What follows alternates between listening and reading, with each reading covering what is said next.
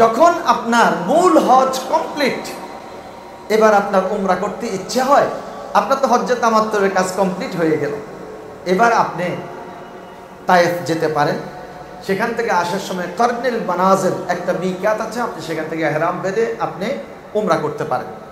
অথবা আপনি মক্কাতে আছেন, আপনি মসজিদে আয়েশা, কাবা শরীফের চতুর্দিকে, হারাম শরীফের চতুর্দিকে হযরত ইব্রাহিম আলাইহিস সালামের সময় জিবরাইল আলাইহিস সালামের মাধ্যমে আল্লাহ পাক রব্বুল আলামিন হুদুদে হারামের সীমানা নির্ধারণ করে দিয়েছেন। পিলারগুলো জিবরাইল নিজ হাতে দাঁড়িয়েছে, সেই পিলার এখনো আছে।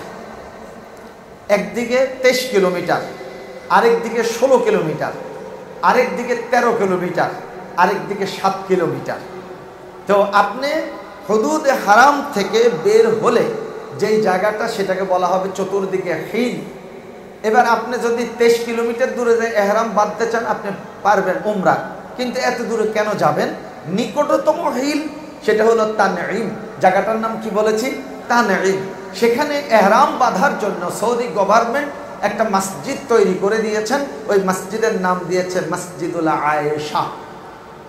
আবার অতিরিক্ত চালাক কিছু ব্যক্তি বলে মসজিদে আয়েশার মধ্যে এহরাম বাঁধলে এহরাম হবে না। আমি বলবো, সৌদি আরবে অনেক বড় বড় শায়েখেরা আছেন। সর্বোচ্চ ফতুয়া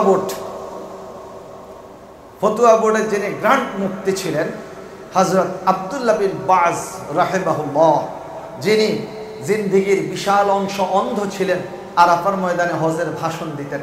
তার নেতৃত্বে সবাই মিলে বসছেন আয়েশা মসজিদ থেকে যদি উমরার এহরাম বাঁধে হবে কি না।